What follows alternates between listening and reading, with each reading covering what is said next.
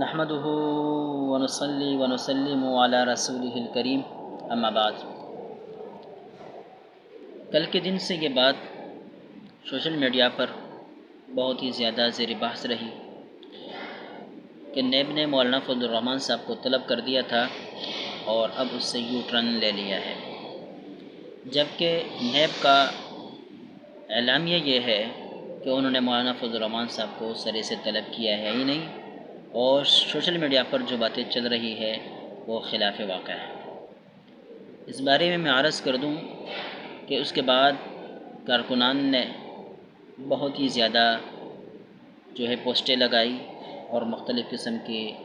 طعنے اور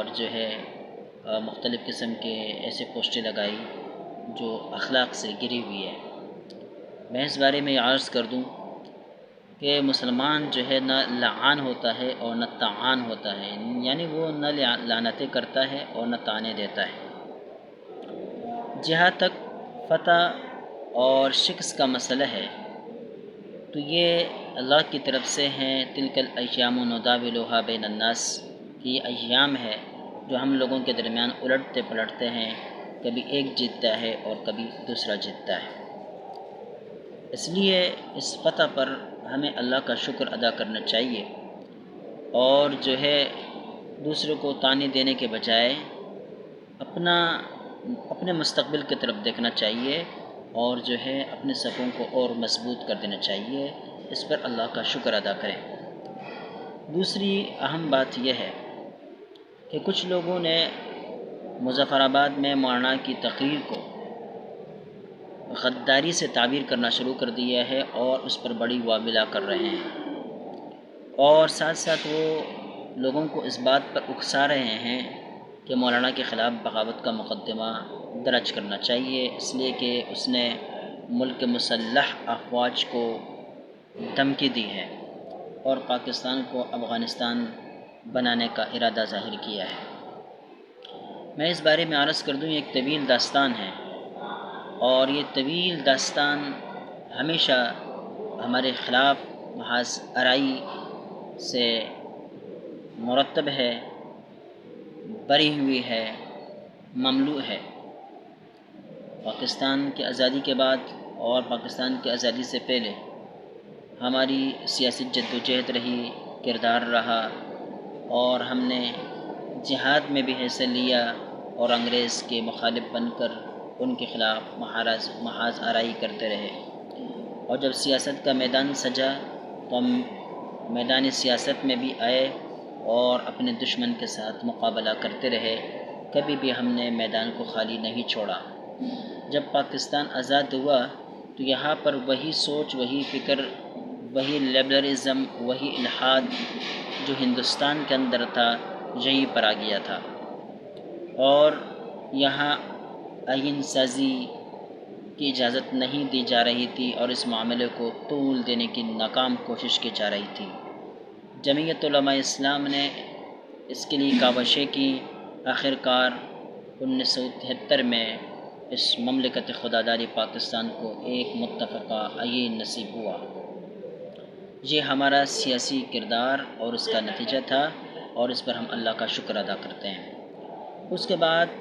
بھی ہم سیاست کے حصہ رہے۔ جب یہ ملک اسلامی جمہوریہ پاکستان قرار پایا تو ہم جمہوریت میں شریک ہوئے اور آج تک ہم اس جمہوریت ہی سے وابستہ ہیں۔ ہمیں اپنوں نے اور غیروں نے، ہر قسم کے لوگوں نے طعنے دیے، ہمارے خلاف کتابیں لکھی، کسی نے علماء سوء کے زمرے میں ہمیں شامل کیا، بہت سارے لوگوں نے ہمارے خلاف فتوی بھی لکھوائے اور ان پمفلٹ کی صورتوں میں ان کو شائع بھی کیا، اور خصوصاً جب انتخابات کے اوقات آ جاتے ہیں تو کچھ لوگ ایسے پیدا کیے جاتے ہیں جو یہ باتیں عوام کے اندر پلاتے ہیں کہ جمہوریت کفر ہے، لہذا جو علماء جمہوری ہے یہ علماء سوء ہے، اور یا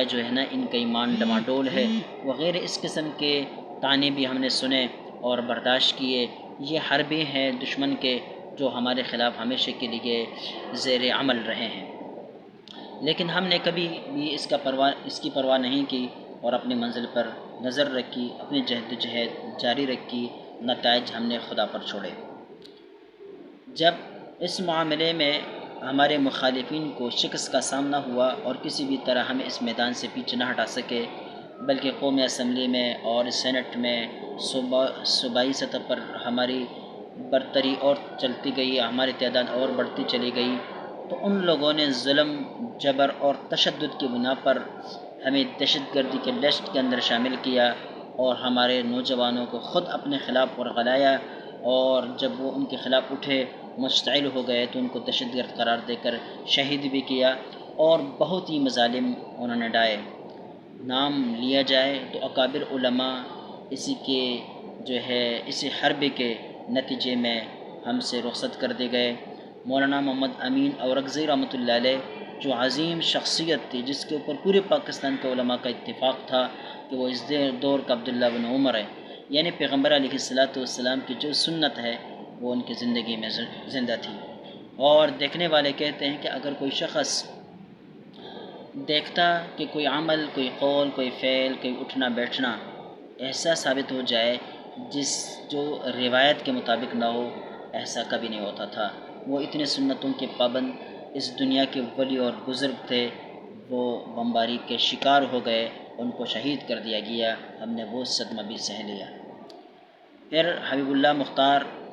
اور مفتی عبدالسمیع، مفتی نظام الدین شامزی، یہ وہ عظیم مدبر ہے، وہ مجاہد ملت تھے، وہ فقیہ ملت تھے، اور یہ وہ عظیم شخصیت تھے جن کے بارے میں واضح طور پر یہ کہا جا سکتا ہے کہ اس دور کے امام ابو حنیفہ تھے۔ وہ ایک مدرسے کے دور حدیث کے اندر بیٹھے ہوئے ہوتے تھے، یا دارالافتاء کے اندر بیٹھے ہوئے ہوتے تھے، یا علماء کی مجلس کے اندر بیٹھے ہوئے ہوتے تھے، کسی کتاب کا مطالعہ کر رہے ہوتے تھے، لیکن پوری دنیا کی سیاست کے اوپر ان کی نظر ہوتی تھی، اور وہ ایسی تدبیر کرتے تھے کہ وہ بڑے سے بڑے زیرک سیاستدان بھی اس جیسے تربیت نہیں کر سکتے، اور ان کے مسلح افواج کے ساتھ بھی کافی گہرے تعلقات تھے۔ افغانستان میں ان کا بہت بڑا کردار تھا، اور وہ بجا طور پر مدبر ملت بھی کہلانے کے مستحق تھے۔ وہ بھی ہم سے جدا کر دیے گئے اور بڑی بے دردی کے ساتھ ان کو شہید کیا گیا، یہاں تک کہ مولانا فضل الرحمن صاحب نے ان کے بارے میں کہا کہ گویا کہ میرا دایاں ہاتھ کاٹ دیا گیا ہے۔ اس صدمے کو بھی ہم نے برداشت کیا، اور ہم نے اس ملک کے اندر کوئی خون خرابہ نہ ہونے دیا۔ لال مسجد کے اوپر حملہ ہوا، بہت بے دردی کے ساتھ نہتے طلبہ کو کس انداز سے شہید کیا گیا، بچوں کو کس انداز سے شہید کیا گیا، ہم سارے اس منظر کو دیکھتے رہے، لیکن ہم نے ملک کی مفاد میں اس ملک کو فسادات سے بچانے کے لیے اس کو بھی برداشت کر دیا۔ باجوڑ کے ایک مدرسے میں چھوٹے چھوٹے معصوم بچے رہائش پذیر تھے، قرآن پاک کے پڑھنے والے، قاعدہ ناظرہ کے طالب علم جو اب تک بالغ بھی نہیں ہوئے تھے، اور ان کے اوپر رات کے اندھیرے میں حملہ کیا گیا اور اس مدرسے کو مسمار کر دیا گیا۔ چھوٹے معصوم بچوں کا خون بہا دیا گیا، اسے بدردی کے ساتھ بہا دیا گیا کہ شاید پاکستان کی تاریخ میں کیا بلکہ دنیا کی تاریخ میں ایسا کبھی نہ ہوا ہو۔ ہم نے اس صدمے کو بھی برداشت کر لیا، قبول کر لیا، اور اس ملک کی خاطر ہم نے خون خرابہ نہ ہونے دیا، فساد نہ ہونے دیا۔ اسی طرح وزیرستان کے اندر جتنے بھی متحرک لوگ تھے جن سے کوئی بھی دشمن کسی بھی صورت میں خوفزدہ ہو سکتا تھا، ان کو شہید کر دیا گیا، ان کو راستے سے ہٹا دیا گیا۔ یہ لوگ خود ان لوگوں نے پیدا کیے تھے اور ان کو سامنے کھڑا کیا، پھر سامنے جب وہ آئے تو ان کو دہشت گرد قرار دے کر مارا گیا، اور ان دہشت گردوں کے ضمن میں بہت سارے مخلص اور بہت سارے پکے ٹکے مسلمان محب الوطن، صرف یہ کہ وہ اچھے طریقے سے دیندار تھے اور کسی بھی وقت وہ اسلام کے خلاف ہونے والے سورج کا مقابلہ کرنے کے لیے تیار رہتے تھے، ان کو بھی شہید کیا گیا، بے گھر کیا گیا، ان کے بچے ان سے چھین لیے گئے، ان کے والدین ان کے سامنے قتل کر دیے گئے، ان کی بیویاں، ان کی عصمتیں لوٹی گئی، اور ان کے گھروں کو مسمار کیا گیا۔ یہ ساری چیزیں ہم دیکھتے رہے اور برداشت کرتے رہے، صرف اس ملک کے مفاد میں۔ یہ چیزیں ہمارے اوپر آئی اور ہم نے برداشت کی، کبھی بھی ہم نے کوئی بے حوصلے والی بات نہیں کی، بے تسلی والی بات نہیں کی، بلکہ اس کے رغم ہم نے 10,000 علماء پر مشتمل ایک اجتماع قائم کیا، اور جس اجتماع نے بالاتفاق یہ فتویٰ جاری کیا کہ پاکستان کے اندر مسلح جد و جہد جائز نہیں۔ اور میں واضح طور پر یہ کہہ سکتا ہوں کہ ہماری افواج نے اگر ان لوگوں کے خلاف جنگ جیتی ہے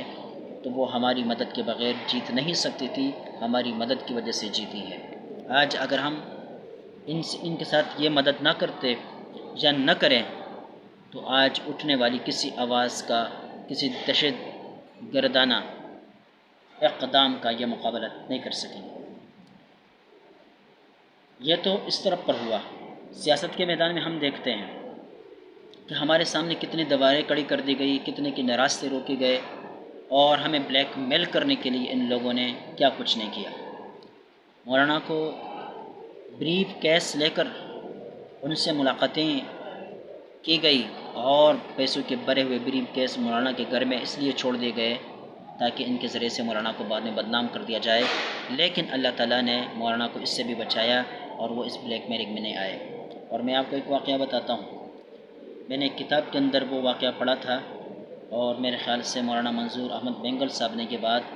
کلاس میں بتائی تھی، اور کسی طالب علم نے اس کو نقل کر کے کتاب کا حصہ بنا دیا تھا۔ وہ یہ کہ ان لوگوں نے مولانا کو نوجوان اور خبروں لڑکیوں کے ذریعے سے بھی پھنسانے کی بھرپور کوشش کی ہے، لیکن اللہ رب العزت نے اس معاملے میں بھی مولانا کو بچائے رکھا ہے۔ میں واقعات اس میں نہیں جانا چاہتا، لیکن یہ بتانا چاہتا ہوں کہ یہاں بلیک میلنگ کیسے کی جاتی ہے۔ لوگوں کو پہلے پیسے کا عادی اور لالچی بنا دیا جاتا ہے، جب وہ پیسہ وصول کر دیتے ہیں تو پھر اس پیسوں کے ذریعے سے ان کو بلیک میل کر دیتے ہیں۔ جو پیسہ وصول نہیں کرتا تو ان کو خبروں اور خوبصورت لڑکیوں کے ساتھ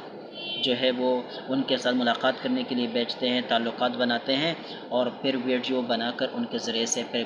بلیک میلنگ شروع ہوتی ہے۔ تو یہ بھی ہوتا رہا ہے اس ملک کے اندر اور ہو رہا ہے، اور جب کوئی شخص اس میں بھی نہیں آتا تو پھر ان کو عہدوں کا لالچ دے دیا جاتا ہے، اور جب کوئی شخص اس میں بھی ان کے نرغے میں نہیں آتا تو پھر جو ہے ان کے اوپر الزام تراشیاں کی جاتی ہے۔ میں اس بارے میں نہیں جاتا، میں اتنا کہتا ہوں کہ رشوت خوری کا کیا معاملہ ہے۔ ایک موقر عالم دین جو بہت ہی بڑا مقام اور مرتبہ رکھتے ہیں، کے پی کے ہیں، ان سے میری ملاقات ہوئی تو میں نے ان سے یہ پوچھا کہ مفتی صاحب، مولانا صاحب، سیاست کے میدان کی مشکلات کیا ہے؟ تو کہنے لگے کہ پاکستان کے اندر سیاست کرنا اتنا مشکل ہے کہ اپنے عزت سے ہاتھ دھونا پڑتا ہے، اپنے گھر بار والوں سے ہاتھ دھونا پڑتا ہے، اور اپنے ایمان سے بھی، مطلب یہ ہے کہ کمزور عقیدے والا انسان ہو تو وہ اپنے ایمان سے بھی ہاتھ دھوئے گا، پھر جو ہے نا قدم رکھ سکے گا، ورنہ اپنے ایمان کا تحفظ کرنا، اپنی عزت کا تحفظ کرنا، گھر بار والوں کی عزتوں کا تحفظ کرنا سیاست کے حصہ بن کر بہت مشکل ہے۔ پھر انہیں ایک نظیر پیش کر دی کہ ایک بل آ رہا تھا اور جس کے سامنے ہم رکاوٹ تھی۔ اس بل کے بارے میں میری حمایت حاصل کرنے کے لیے بار بار وفود آتے رہے، اور کہنے لگے کہ ایک وفد نے مجھے 23 کروڑ کی آفر کر دی کہ ہم آپ کو یہ دیں گے، آپ جو ہے ہمارے حق میں جو ووٹ دے دیں۔ جب میں ووٹ دینے پر راضی نہ ہوا تو اس وفد نے یہ مطالبہ کیا کہ کم از کم جس وقت یہ بل اسمبلی کے اندر پیش کیا جا رہا ہو اس دن آپ غیر حاضر رہیں۔ لیکن مفتی صاحب نے کہا کہ میں نے ان کی یہ پیشکش بھی قبول نہیں کی، اور میں نے ان سے کہا کہ اس دن میں ضرور جو ہے اسمبلی کے اس اجلاس کے اندر شرکت کروں گا اور دنیا کو بتاؤں گا کہ یہاں کیا ہو رہا ہے۔ یہ دیکھیں یہ کتنے بڑے ایمان کی بات ہے، یہ ہمارے اکابر کر رہے ہیں، اور جو ہے سیاست کے میدان میں۔ میں ایک اور واقعہ بتاتا ہوں کہ جب بے نظیر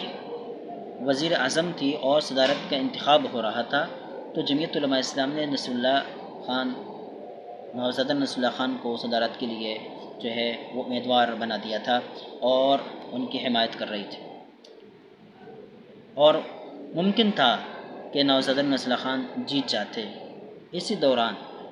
جو ہے GHQ سے مولانا فضل الرحمان صاحب کو جو ہے وہ وہاں سے بلایا گیا، مولانا وہاں پر چلے گئے، اور وہاں پر یہ لابنگ ہوتی رہی، لابنگ کرنے کی کوشش ہوئی، مولانا کو دھمکایا گیا کہ آپ نوزادہ نصر اللہ خان کی حمایت کرنا چھوڑ دیں، ان کی امیدواری سے دستبردار ہو جائیں اور حافظ قاری کو کامیاب بنائیں۔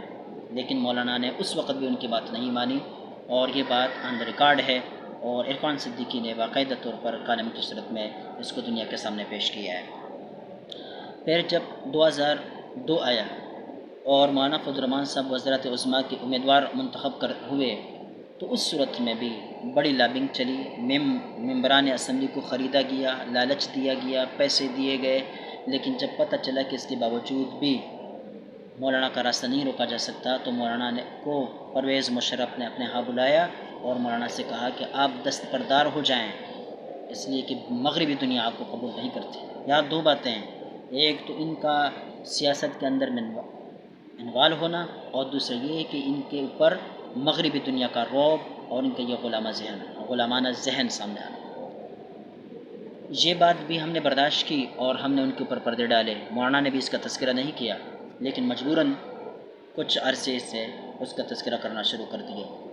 2018 کے الیکشن میں جو کچھ ہوا وہ دنیا اس سے باخبر ہے۔ میں نے جس پولنگ اسٹیشن میں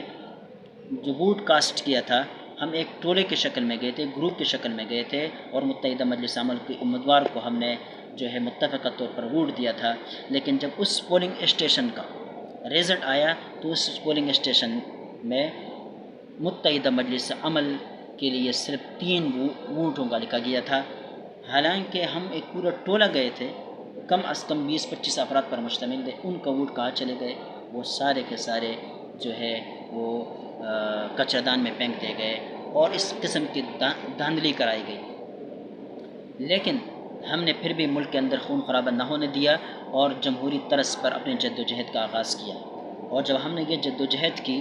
تو بھی ہمارے راستے کے اندر رکاوٹیں کھڑی کر دی گئی، ہمیں دمکایا گیا، باقاعدہ اپنے پاس بلایا گیا کہ بھئی آپ یہ کام نہ کریں۔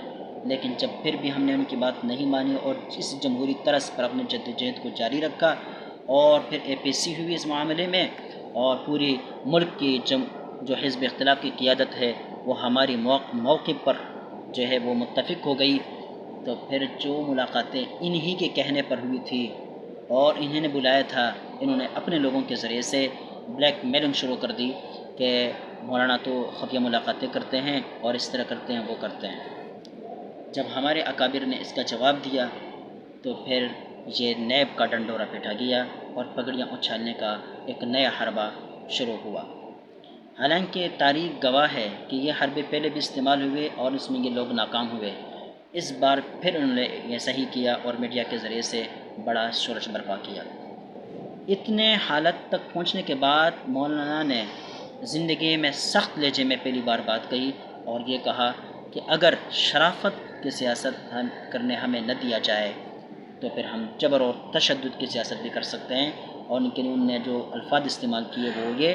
کہ جو حال امریکہ کا افغانستان کے سرزمین پر طالبان نے کیا وہ حشر ہم جہاں آپ کا بھی کر سکتے ہیں۔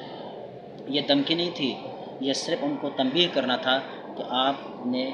سیاست کے اندر عمل دخل نہیں دینا ہے۔ اب بعض لوگوں نے اس کو بغاوت قرار دے دیا ہے، تو آئین کی خلاف ورزی کرنا کیا بغاوت نہیں ہے؟ جو شخص آئین کی مخالفت کرتا ہے اور ان کی خلاف ورزی کرتا ہے، ڈٹائی کے ساتھ کرتا ہے، تو وہ بغاوت نہیں ہے۔ اگر وہ بغاوت ہے اور اس بغاوت کے باوجود اس کو بغاوت نہیں سمجھا جاتا تو مولانا فضل الرحمان صاحب کی اس تقریر کو بھی بغاوت کے زمرے میں نہیں ڈالا جا سکتا۔ لہٰذا یہ حربیں ہیں اور ان حربوں کا ہم نے پہلے بھی مقابلہ کیا ہے، اب بھی مقابلہ کرنا چاہیے۔ لیکن اتنی بات عرض کرتا ہوں اپنے ساتھیوں سے کہ بھئی آپ ان معاملات پر جس میدان میں ہم سرخرو ہوتے ہیں اس پر اللہ کا شکر ادا کریں، طعنی نہ دیا کرے، یہ مسلمان کا شیوہ نہیں ہے۔ پیغمبر اسلام نے فرمایا لیس المؤمن بالطعان ولا باللعان والفاحش والبذی، کہ مسلمان جو ہے وہ طعنی دینے والا نہیں ہوتا، لعنت دینے والا نہیں ہوتا، فحش کو نہیں ہوتا، بد اخلاق نہیں ہوتا۔ اس لیے مسلمان کے اندر جو مثبت صفتیں ہیں اپنی مثبت صفتیں سامنے لے کر آئے۔ اللہ رب العزت ہمیں اس کے توفیق عطا فرمائے، ہر قسم کے حربوں سے ہمیں محفوظ فرمائے۔